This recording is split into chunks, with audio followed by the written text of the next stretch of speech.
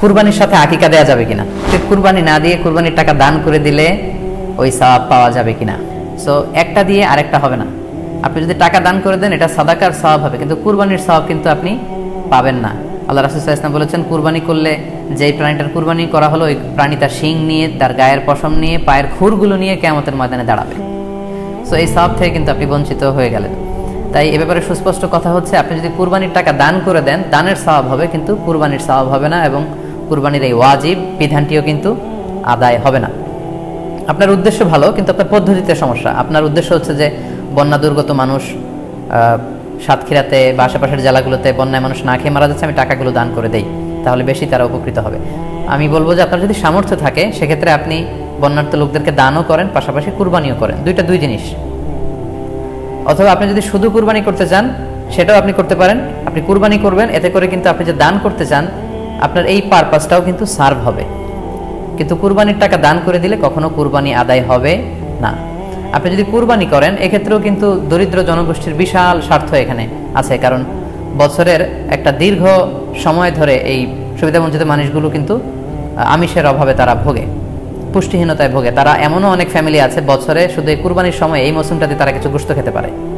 So তাদের মধ্যে আপনি কুরবানি করে এই গোশত বিতরণ করতে পারেন। সো এই কোভিড-19 পিরিয়ডে আমাদের উচিত বেশি বেশি কুরবানি করা, কুরবানি করে এই অভুক্ত মানুষদের ঘরে ঘরে কুরবানির গোশত পৌঁছে দেয়া। তাহলে আপনি কুরবানির মাধ্যমে কিন্তু এই গোশত বিতরণ করে তাদের সহায়তা করতে পারলেন। পাশাপাশি যারা খামারি আছে, আপনি কুরবানি করলে এই তাই খামারিদের এই ব্যবসা প্রসেসেও কিন্তু আপনি অংশগ্রহণ করলেন। আপনি তাদের ব্যবসাতে, আল্লাহ তাআলা সুদকে হারাম করেছেন, ব্যবসাকে হালাল করেছেন, তাহলে ব্যবসার মতো একটা চমৎকার কাজেও আপনি সহায়তা করলেন কুরবানির মধ্য দিয়ে। আরও একটা গুরুত্বপূর্ণ বিষয় হচ্ছে, আমাদের গ্রাম বাংলায় কিন্তু আমাদের অনেক গরিব লোকজন আছে বা মা বোনেরা আছে যারা সারা বছর ব্যাপী ছাগল পালে এই আশায় যে কুরবানির সময় ছাগলটাকে বিক্রি করবে, অথবা গরু পালে।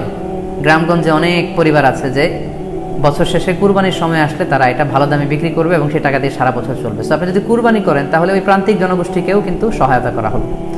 পাশাপাশি কুরবানির এই সময়গুলোতে হাজার হাজার কসাইদের একটা জীবিকার ব্যবস্থা হয়। তারা গরু জবাই করে, চামড়া খোলে, গোশত কাটে। তো এই কুরবানির দিনগুলোতে কিন্তু হাজার হাজার কসাইদের হালাল জীবিকার একটা ব্যবস্থা হয়। কসাইরা কিন্তু কোটিপতি হয় না। সো আপনি এই কুরবানির প্রসেসটাকে যদি আরও বেশি প্রমোট করেন তাহলে এই কসাইদেরও কিন্তু একটা রিজিকের ব্যবস্থা হচ্ছে। আরও ইন্টারেস্টিংলি, কুরবানির যে চামড়া, পশুর যে চামড়া, এই চামড়াগুলো কিন্তু ইয়াতিমের হক, গরিবদের হক। সো আপনি কুরবানির চামড়া বিক্রি যদি করে দেন, চামড়া চাইলে আপনি ব্যবহার করতে পারেন, অথবা বিক্রি করলে এটা কিন্তু ইয়াতিমখানাতে, মাদ্রাসাগুলোতে, অভাবী মানুষদেরকে এই দামটা কিন্তু দিয়ে দিতে হয়। ফলে কুরবানির এই চামড়া থেকে কিন্তু মাদ্রাসাগুলো বা ইয়াতিম ছাত্রছাত্রীরা উপকৃত হচ্ছে। তাহলে এখানে অনেক বিষয় জড়িত। যদিও বর্তমান সময়ে চামড়া শিল্প ধ্বংস করার একটা বিশাল পায়তারা চলছে, চামড়ার দাম পড়ে যাচ্ছে। তো আমরা যদি কুরবানি না দিই আমাদের চামড়া শিল্প হুমকির মুখে পড়বে। এবং এই যে হাজার হাজার মাদ্রাসা এবং এতিমখানা আছে যাদের একটা বড় ইনকামের বা আয়ের উৎস হচ্ছে কুরবানির সময় এই চামড়ার টাকা। সো মানে with all this discussion it seems that through sacrifice you can contribute more. আপনি যদি কুরবানি করেন এবং এটা যদি বেশি বেশি করেন তাহলে আপনি যে চাচ্ছেন অসহায় মানুষদেরকে সহায়তা করতে, এটা আরও বেশি বেশি করা হলো, বেশি বেশি করা হলো। তাদেরকে গোশত বিতরণ করে আপনি সহায়তা করলেন, খামারিদেরকে ব্যবসার ক্ষেত্রে সহযোগিতা করলেন, গ্রামের যে নারীরা ছাগল পাললো, গরু পাললো তাদের সহায়তা করলেন, কসাইদের হালাল জীবিকার জন্য সহযোগিতা করলেন, মাদ্রাসার ইয়েতিম ছাত্রদেরকে আপনি সহায়তা করলেন। সো আমি বলবো যে কখনো এই ভুল সিদ্ধান্ত নেবেন না যে কুরবানির টাকা আমি দান করে দেবো না। আপনি কুরবানি করবেন, এতে আপনার কুরবানির ওয়াজিবও আদায় হবে, গরিবদেরকে সহযোগিতাও করা হবে। কুরবানির সাথে আকিকা দেওয়া যাবে কিনা, সেখানে আমরা বলছিলাম যে আসলে দুটি ভিন্ন ইবাদত। কুরবানি হচ্ছে জিলহজের 10 তারিখে আমরা কুরবানি করে থাকি, আর আকিকা হচ্ছে বাচ্চা যেদিন জন্মগ্রহণ করবে, সন্তান ভূমিষ্ঠ হওয়ার 7 দিন পরে। তাহলে ভিন্ন দুইটা ইবাদত, দুইটা দুই সময়ের ইবাদত। নাম্বার 2, আকিকার ক্ষেত্রে আল্লাহ রাসূল সাল্লাল্লাহু আলাইহি ওয়াসাল্লাম বলেছে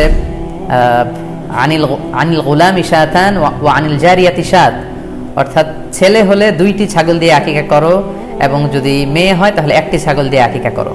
তো সেক্ষেত্রে কুরবানিতে কিন্তু এরকম বিধান নেই। কুরবানিতে কিন্তু 1টি ছাগল দিয়ে আপনি কুরবানি করলে কুরবানি হয়ে যাচ্ছে, সেখানে 2টি ছাগল দেওয়া লাগবে এমন কোনো কথা নেই। তো এভাবে আমরা বুঝতে পারতেছি, খুবই স্পষ্টত কমন সেন্স খাটালেও আমরা বুঝতে পারতেছি, এবং আল্লাহ রাসূল সাল্লাল্লাহু আলাইহি ওয়াসাল্লামের ভাষ্যগুলো অনুসারে আমরা বুঝতে পারছি দুইটা দুই ধরনের ইবাদত।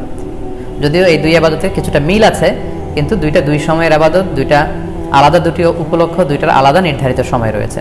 যেমন আকিকার ক্ষেত্রে সুন্নাহ হচ্ছে বাচ্চা যেদিন জন্মগ্রহণ করবে তার সপ্তম দিন শেষে 7 দিন পরে আপনি আকিকা করবেন। আল্লাহ রাসূল সাল্লাল্লাহু আলাইহি ওয়াসাল্লাম বলেছেন, কুল্লু গুলামিন মুরতাহানুন বিআকিকাতিহি তুযবাহু আনহু ইয়াওমা সাবিহি।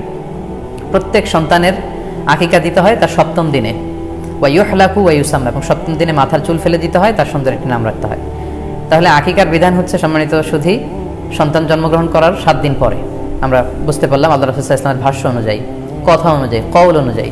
এবার যদি আমরা আল্লাহ রাসূল সাল্লাল্লাহু আলাইহি ওয়াসাল্লামের আমল দেখি, ওনার ব্যক্তিগত আমল কি ছিল, সেক্ষেত্রে আমরা সহিহ ইবনে হিব্বানের একটি হাদিস উল্লেখ করব, যেটিকে ইবনে হাজার আল আসকালানি উনি ওনার ফাথুল বারিতে সহিহ হিসেবে উল্লেখ করেছেন। আয়েশা রাদিয়াল্লাহু তাআলা আনহার বর্ণনা, তিনি বলেন যে আক্কা রাসূলুল্লাহ সাল্লাল্লাহু আলাইহি ওয়াসাল্লাম আনিল হাসানি ওয়াল হুসাইনি ইয়াউমা সাবিঈ ওয়া সাম্মাহুমা। আল্লাহ রাসূল সাল্লাল্লাহু আলাইহি ওয়াসাল্লাম নিজে ওনার দৌহিত্র অর্থাৎ ওনার নাতি হাসান এবং হুসাইনের আকিকা নিজে করেছেন সপ্তম দিনে, এবং সপ্তম দিনে তাদের নাম রেখেছেন। একজনের নাম রেখেছেন হাসান, আরেকজনের নাম হুসাইন। অর্থাৎ হাসান রাদিয়াল্লাহু আগে জন্মগ্রহণ করেছিলেন, ওনার চেয়ে ছোট ছিল হোসেন, উনি পরে জন্মগ্রহণ করেছেন। তো ওনাদের জন্মের পরে 7 দিন পরে আল্লাহ রাসূল সাল্লাল্লাহু আলাইহি ওয়াসাল্লাম ওনাদের আকিকা দিয়েছিলেন, এবং সপ্তম দিনে উনি আকিকাও দিয়েছেন এবং তাদের নামও রেখেছেন। তাহলে আল্লাহ রাসূল সাল্লাল্লাহু আলাইহি ওয়াসাল্লামের কওলি হাদিস, ওনার ভাষ্য মতে আমরা জানলাম উনি বলেছেন সপ্তম দিনে আকিকা দিতে হয়, এবং ওনার ব্যক্তিগত আমল থেকে আমরা জানতে পারলাম যে উনি ওনার 2 নাতির আকিকা দিয়েছেন সপ্তম দিনে এবং নাম রেখেছেন। তাহলে এ থেকে আমরা সুস্পষ্ট বুঝতে পারি যে আকিকা দিতে হয় সন্তান জন্মগ্রহণ করার 7 দিন পর, সপ্তম দিনে। যদিও তবারানিতে আরেকটি হাদিস এসেছে যেখানে বলা হয়েছে যে আকিকা সপ্তম দিনেও দেয়া যায়, 14তম দিনে দেয়া যায়, 21তম দিনে দেয়া যায়। যদি সপ্তম দিনে কেউ দিতে না পারে কোনো কারণে, তাহলে 14তম দিন, না পারলে 21তম দিন। তাহলে সুস্পষ্টভাবে উল্লেখ আছে যে আকিকার সময়সীমা সপ্তম দিনের কথা আমাদেরকে বলা হয়েছে। তো সেক্ষেত্রে আপনার সন্তান জন্মগ্রহণ করলে আপনি শুকরিয়া স্বরূপ কুরবানি করবেন, আত্মীয় স্বজনকে খাওয়াবেন, আকিকার গোশত নিজেরাও খাবেন। তো এটা যদি আপনি কুরবানির জন্য রেখে দেন, তাহলে তো সন্তান দুনিয়াতে আসার এই আনন্দটা থাকে না। একজন যখন সন্তান পায়, সে কেমন যেন আকাশের চাঁদ হাতে পায়।